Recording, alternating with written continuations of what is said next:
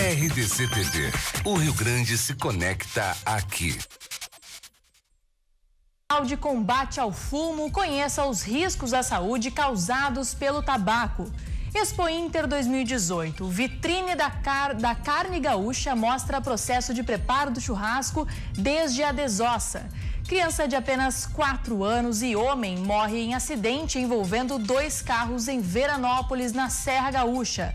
Polícia prende 3 pessoas por lavagem de dinheiro em Novo Hamburgo, no Vale dos Sinos. Começa agora o Jornal da RDC. O Rio Grande se conecta aqui.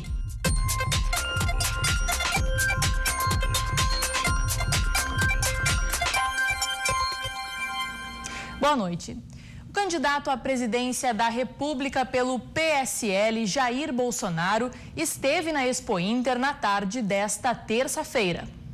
O candidato Jair Bolsonaro desembarcou em Porto Alegre às 10 horas da manhã desta quarta-feira e foi ovacionado pela população. À tarde, ele cumpriu agenda na maior feira agropecuária da América Latina, a Expo Inter em Esteio. Bolsonaro almoçou na Farsul e ouviu as reivindicações do agronegócio. A pauta foi colocada, foi a mesma que foi colocada por Alckmin, e ele soube responder com muito boa performance. Performance no sentido dele ter dado resposta aos produtores, no sentido de que os produtores querem ouvir.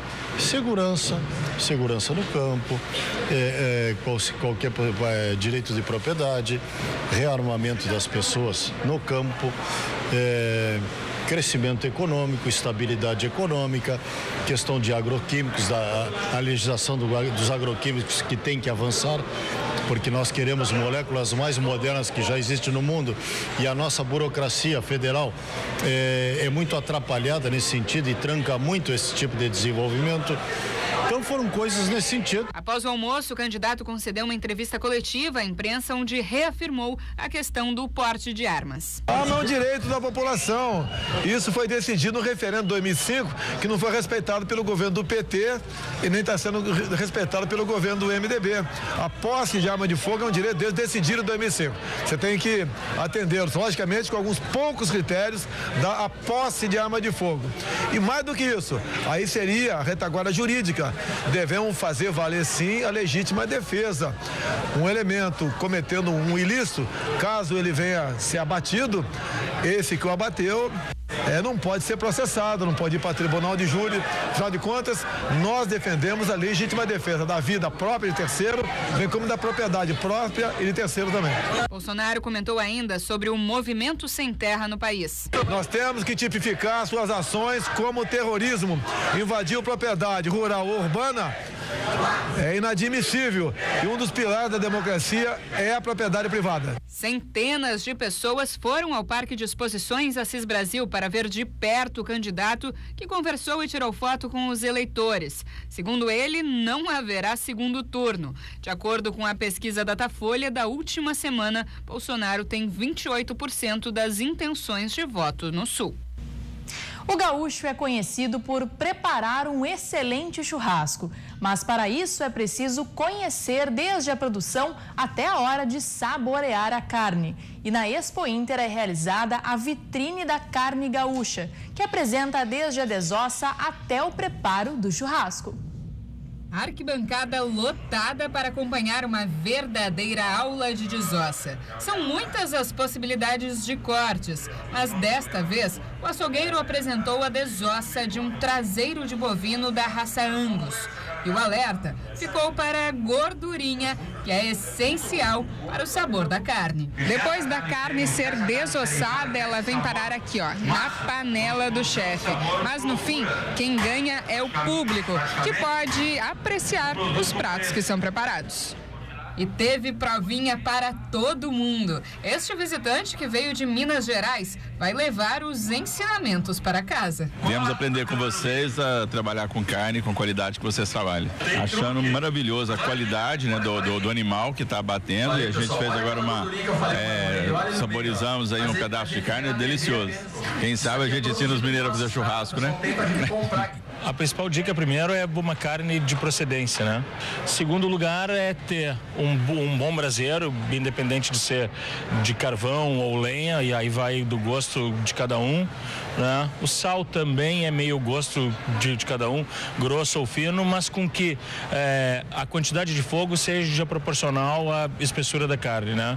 Uma carne mais grossa ser num fogo mais lento e uma carne mais fina pode ser num fogo mais forte, para ter uma cocção mais rápida. Esta já é a 11ª edição da vitrine. A proposta principal, o objetivo maior dela é promover a qualidade da pecuária suína, bovina e ovina do Rio Grande do Sul. A vitrine tem essa proposta do público participante aprender como se faz, mas também tem um papel muito mais importante, que eu diria, que é no fomentar mercados de cortes de carne nobre, né? A vitrine da carne gaúcha ocorre até o próximo final de semana.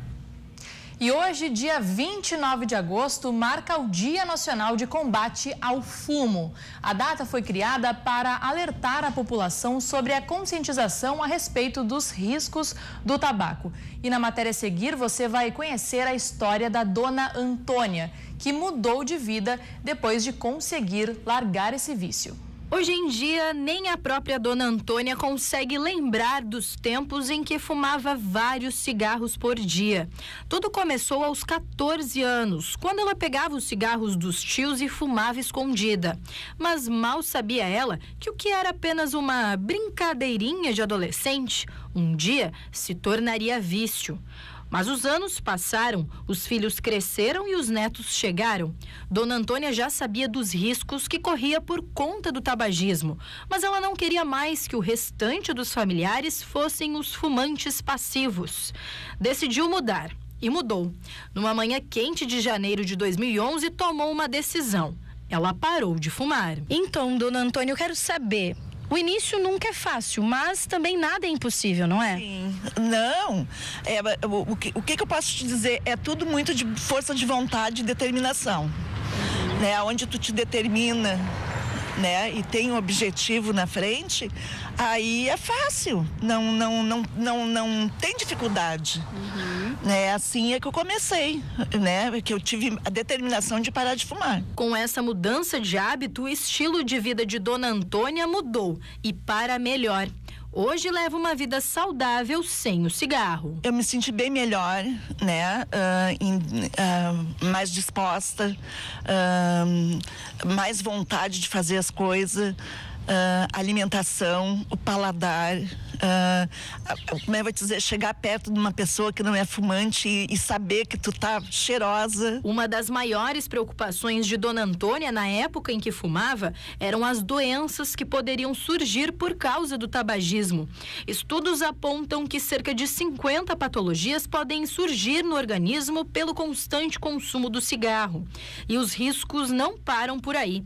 90% dos casos de câncer de pulmão está ligado ao tabagismo.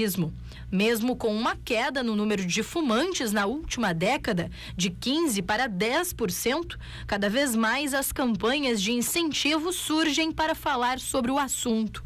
29 de agosto marca o Dia Nacional de Combate ao Fumo, que tem o objetivo de conscientizar a população sobre esta epidemia, como classifica este especialista. O tabagismo é a principal causa de morte evitável em todo o mundo. E um outro dado muito interessante é o tabagismo passivo, que é a terceira causa de morte evitável, né? Nós vimos que o cigarro causa cerca de 7 milhões de mortes no mundo por ano. E no Brasil, o cigarro, por sua vez, leva a cerca de 8 óbitos a cada hora. Largar o cigarro não é uma tarefa fácil, mas os métodos que auxiliam esse processo de desapego do tabagismo são bem variados. Remédios, pastilhas, adesivos. Mas o médico explica que o ponto-chave é a força de vontade em querer largar o cigarro. Até porque, antes de ser um vício, o tabagismo é uma doença. Ligado a tratamento com a psicologia também é super importante, a psicoterapia, mas Associado a isso, é fundamental que o fumante, que o tabagista tenha uma motivação, não é para parar de fumar. É importante o desejo, a iniciativa dele. Dona Antônia confirma, no início nunca é fácil. Ela lembra que nos 3 primeiros meses após largar o cigarro, ainda sentia vontade de fumar. Mas acima disso, tinha o desejo de largar o vício. Foco e ter vontade. É o que eu posso chegar e dizer, porque eu parei depois de quase 40 anos, sem ajuda nenhuma, sem adesivo, sem nada, só determinação. Só que eu fiquei 3 meses plantando uma sementinha que era aquilo que eu queria para mim.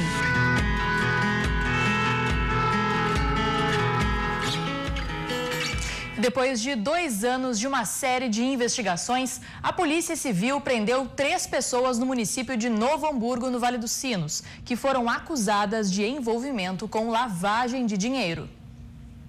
Os acusados utilizavam de forma indevida as informações de cartões de crédito de terceiros. O trio que foi preso em Novo Hamburgo já tinha passagem pela polícia. Eles são acusados de associação criminosa com vínculo em lavagem de dinheiro. A polícia teve conhecimento da situação depois de várias interceptações telefônicas, autorizadas pela Justiça. Também foi constatado por meio de provas que eles falsificavam documentos públicos e privados. Ainda tinham ligação com um crime de lavagem de dinheiro. Os 3 presos foram encontrados em uma residência em Novo Hamburgo. No local, foram apreendidas armas e vários objetos. 2 pessoas morreram em um grave acidente envolvendo 2 veículos na BR-470 em Veranópolis, na Serra. As vítimas são um homem de 67 anos e uma criança de apenas 4 anos. Segundo a Polícia Rodoviária Federal, os veículos bateram de frente após um deles fazer ultrapassagem em local proibido. A estrada ficou bloqueada até que o resgate fosse feito pelo SAMU e pelo Corpo de Bombeiros. O trânsito foi normalizado assim que o serviço foi concluído. Outras 3 pessoas ficaram feridas e foram encaminhadas para hospitais locais. E atenção, moradores da Zona Leste aqui da capital. O DEMAI informa que poderá faltar água nesta quinta-feira nos bairros Agronomia e Lomba do Pinheiro a partir das 8 horas da manhã. O motivo é um desligamento de luz programado pela CE na região Beco do Davi. A manutenção deve se estender até as 2 horas da tarde. Se faltar água, o abastecimento deve ser normalizado até a noite desta quinta-feira. E a campanha de vacinação contra a poliomielite e o sarampo para crianças entre 1 e menos de 5 anos encerra nesta sexta-feira. Porto Alegre contabiliza a cobertura vacinal de 50,6% do público-alvo para sarampo e 51,4% para pólio. A meta do Ministério da Saúde é imunizar 95% do público-alvo no país. Porto Alegre, de acordo com a estimativa do órgão federal, tem 65.181 crianças nesta faixa etária. A meta de 95% equivale a 61,9 mil crianças. 21 graus a temperatura aqui em Porto Alegre, um pouco incomum para o inverno, né? No próximo bloco a gente vai ver a previsão do tempo para amanhã. Não saia daí, nós já voltamos.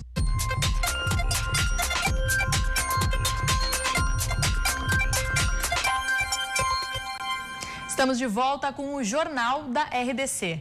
Para interagir com o nosso programa, utilize a hashtag Jornal da RDC no Twitter. Lembrando que a nossa emissora também está no Instagram, é @RDCTV Digital. Você nos assiste aí pelos canais 24 e 524 da NET, mas também pelo site www.rdctv.com.br ou nosso Facebook, que é www.facebook.com/RDCTV Digital. E o vice-candidato ao governo do estado pelo PV, Cláudio Bier, que compõe a chapa de Jairo Jorge, do PDT, participou do programa Rio Grande em Movimento desta quarta-feira. A entrevista foi conduzida pelos jornalistas Rogério Forcolém e Lilian Abelin. Confira agora as propostas nas áreas de segurança, educação e saúde. O que acontece na segurança do estado hoje? Nós já tivemos 29 mil brigadianos trabalhando na segurança. Hoje nós temos só 14, não é? Então o que nós temos que tentar é contratar mais gente, mas também trabalhar com tecnologia. Eu acho que a tecnologia é fundamental. Sem tecnologia nós não vamos conseguir tirar o nosso estado desse atoleiro que ele está. Por quê? Porque com a tecnologia a nossa ideia é botar todo o estado dentro do computador, porque aí qualquer um gaúcho pode ter, claro, o seu computador lá e ver o que está se fazendo, o custo do que está se fazendo, não é? Por exemplo, em Canoas o Jair Jorge diminuiu o número de assassinatos, não é? Quando ele foi governo, quando ele governou Canoas. Ele tem essa ideia de câmeras que possa ajudar a trazer mais tecnologia para dentro da segurança. E tem pessoas importantes dentro do partido que já trabalharam com isso também, que estão nos ajudando, que estão trazendo, nos ajudando a fazer o plano de segurança. Melhorar a educação, nós temos que ter uma educação de primeira qualidade, porque o que está acontecendo no nosso estado? Nós estamos acabando perdendo cérebros, nós estamos perdendo agora nós tivemos em Horizontina e lá uma professora disse para nós que dos alunos da classe dela, 80% queriam sair do Rio Grande, porque lá fora tem mercado e aqui não. Então nós não podemos continuar com essa fuga de cérebros. Nós temos que trazer essa meninada para cá, botar internet nas escolas, tem que ter educação com qualidade. Então o que nós estamos pensando é implementar tecnologia na saúde, né? Trazer toda essa tecnologia que com essa experiência que o Jair Jorge tem, que ele já fez em Canoas, e com a minha experiência empresarial. Então nós vamos unir as duas coisas, quer dizer, a experiência que ele já tem e a minha experiência empresarial e o meu ciclo empresarial, claro que me ajuda muito isso, né? Porque pessoas que me dão ideias, pessoas que não estão dentro do governo. Isso aí vai nos ajudar muito, muito na saúde. E o programa Cruzando as Conversas de ontem recebeu o candidato ao governo do estado, Júlio Flores, do PSTU. A sabatina foi conduzida pelos jornalistas Cláudio Andrade e Afonso Ritter. Confira agora as propostas também nas áreas de segurança, educação e saúde. A nossa política seria mais escolas, menos presídios, né? Eu acho que esse porque quanto mais, esse é um aspecto, né? Porque não é tudo, né? A educação na sociedade não é tudo. Ela é parte de um processo de transformação social, né? Mas é importante, né? Porque nós não queremos construir mais presídios. Nós queremos uma sociedade em que nós não tenhamos quem prender, né? Ou seja, nós queremos acabar com a criminalidade. Isso só é possível numa sociedade socialista em que não haja desigualdade social. Então, nós também não encaramos a segurança pública como mais armas, mais tiroteios nos bairros populares, né? Nós não queremos mais armas, né? Porque, na verdade, a segurança pública encarada pela maioria dos candidatos e dos projetos é desse tipo, né? Isso causa mais insegurança para o trabalhador que mora no bairro popular e que é vítima do tráfico, né, do crime organizado. Nós queremos uma escola que sirva ao interesse do povo, dos mais pobres, dos mais necessitados, que dê uma formação integral aos filhos da classe trabalhadora, né, e não isso que está aí, né, que caminha no sentido da privatização e da formação, né, digamos, esquizofrênica, eu diria, né, dos nossos alunos, né, sem uma formação integral, fica faltando um pedaço aí de conhecimentos que a humanidade já produziu, né, mas que a escola não oferece, não incentiva aos estudantes a terem essa formação. Um atendimento universal para todos os trabalhadores que necessitam, todo o povo que necessita. É uma indignidade a gente ver hoje as pessoas terem que madrugar e ficar em filas para serem atendidas, né, tanto nos postos de saúde como nos hospitais, enfim. O SUS, né, ele tem que efetivamente responder a isso. Né? O SUS foi uma conquista da população, mas ele tem que ser 100% estatal, tem que ser controlado pelos trabalhadores da saúde e os conselhos populares, né? E nesse plano de obras públicas nós queremos que lá em Butiá, nas regiões mais distantes, tenha um atendimento qualificado e especializado, porque muitas vezes as prefeituras enviam para a capital doentes, pessoas, né, enfermas, que não têm uma especialidade lá e tem que vir aqui para a capital para ter um tratamento. E logo mais, o programa Cruzando as Conversas recebe o candidato ao governo do estado, Jairo Jorge, do PDT. Então não perca, o Cruzando as Conversas começa logo após o Jornal da RDC. Confira agora a previsão do tempo nas 5 regiões do estado. Depois de uma quarta-feira com temperaturas bem elevadas, a instabilidade chega ao estado amanhã, quinta-feira.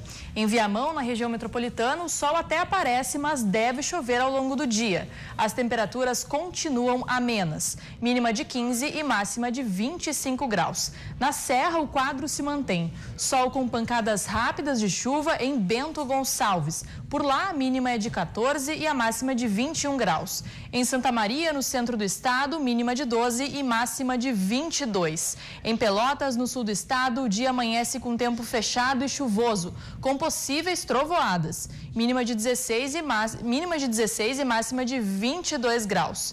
E em Bagé, na Campanha, a temperatura varia entre 16 e 21 graus, com chuva o dia todo por lá.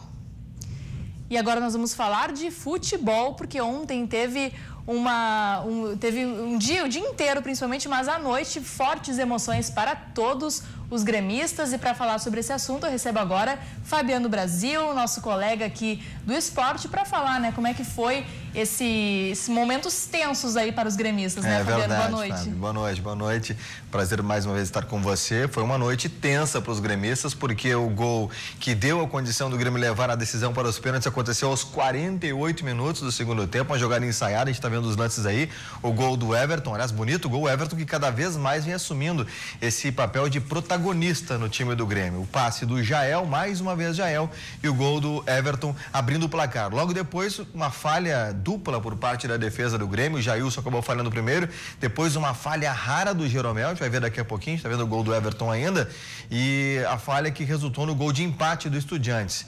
Esse resultado de empate dava a classificação para os argentinos. Está aí o gol marcado pelo Estudiantes de La Plata, na falha dupla, né, do Jailson e depois do Jeromel, algo que é raro. E veio o empate que deu atenção toda para o jogo até o finalzinho, aos 48, o Grêmio que martelou muito, teve 71% de posse de bola. Aí está ainda a comemoração dos argentinos e a torcida, é claro, fazendo a sua festa, acreditando que era possível a classificação. De novo a falha, o Jailson primeiro, o Jeromel falhando, que é raríssimo. E aí o Marcelo Gurano não teve culpa nenhuma, o gol de empate dos argentinos, logo após o gol que o Everton havia marcado, abrindo o placar, resultado que dava a classificação para o Grêmio. Aí veio o segundo gol, jogada ensaiada, uma falta pelo lado esquerdo, o cruzamento por parte do Luan e o Alisson vai marcar aí o gol, a gente vai ver de novo. Depois de muita catimba por parte dos argentinos, como um elemento surpresa, o Alisson que havia entrado no segundo tempo. Aliás, uma substituição que o Renato faz na maioria dos jogos. O Alisson é um 12º jogador. Tá aí o gol dele de cabeça. E esse gol, Fábio, aos 48 do segundo tempo, deu condição do Grêmio disputar a vaga para as quartas de final nos pênaltis. E aí, uma qualidade muito forte do Grêmio, que vinha errando muitos pênaltis com a bola rolando, principalmente com o Luan. o Grêmio acabou marcando os seus 5 gols, os seus 5 pênaltis e garantindo a classificação para as quartas de final. A gente vai ver ainda aí os pênaltis marcados pelo Grêmio. O André foi quem bateu o pênalti decisivo e o tricolor conseguindo essa passagem para as quartas de final. Vai enfrentar o Atlético Tucumã da Argentina, que tem 3 ex-campeões da Libertadores, jogadores que já tiveram essa conquista, um deles inclusive com o próprio Kahneman, quando este atuava pelo São Lourenço. Tá aí os pênaltis, acho que primeiro aí é o Maicon que está cobrando, o capitão, ele que abriu a cobrança de pênaltis. Aí vem o Estudiantes de La Plata com a sua cobrança, aqui acabou indo justamente ainda para as redes e agora vai aí para a cobrança o Everton, protagonista, mais uma vez decisivo, maduro para esse tipo de decisão. Aí o erro, a bola por cima por parte do Estudiantes de La Plata e foi decisivo esse erro, porque consequentemente o Grêmio acabou acertando todos os pênaltis e repito, com o André, e essa foi uma questão importante do André, Fábio, porque o Maicon, o capitão, no final da partida, chegou a dizer que mostra a força do grupo, um jogador que vinha sendo até de certa forma contestado, aí está o pênalti sendo cobrado pelo Grêmio também convertido, aí de novo o Estudiantes também convertendo o seu pênalti. A decisão teve muita atenção, porque até então o Grêmio ainda estava à frente, mas precisava marcar todos os gols e o Estudiantes, evidentemente, também perderam mais algum. Como o Grêmio não perdeu, conseguiu converter todas as suas cobranças, conseguiu a classificação. Tá aí outro pênalti do Estudiantes também convertido, e aí o pênalti decisivo. Vai o André para a cobrança, ainda com a desconfiança do torcedor, ele que é até preterido em alguns momentos pelo Jael, marcando o gol da vitória, o gol que deu a classificação para o Grêmio para as quartas de final da competição. O Atlético Tucumã da Argentina, os jogos em setembro e o Grêmio decidindo a vaga em casa. Lembrando que o Grêmio hoje confirmou a renovação de contrato de Everton, ele vai até 2022, o vínculo com o Grêmio, e também com uma multa rescisória que garante uma certa segurança para um jogador valorizado, convocado para a seleção brasileira. E além do Everton, uma outra informação referente a Grêmio é que o Jailson está embarcando para a Turquia, já embarcou hoje à noite e deve assinar com o Fenerbahçe, lá da Turquia, diz que é o mais gaúcho dos times turcos, Fenerbahçe, lá da Turquia, por 4 milhões de euros, um valor bastante importante para os cofres do Grêmio. Jailson, que hoje até vem sendo o titular. E o Internacional enfrentando o Cruzeiro no final de semana pelo Campeonato Brasileiro, com o Damião voltando aos trabalhos. Tá certo, Fabiano, muito obrigada pela tua presença. A gente segue acompanhando toda essa boa fase do Grêmio e também do Inter. Uma boa noite para você, porque o Jornal da RDC termina aqui. Até amanhã.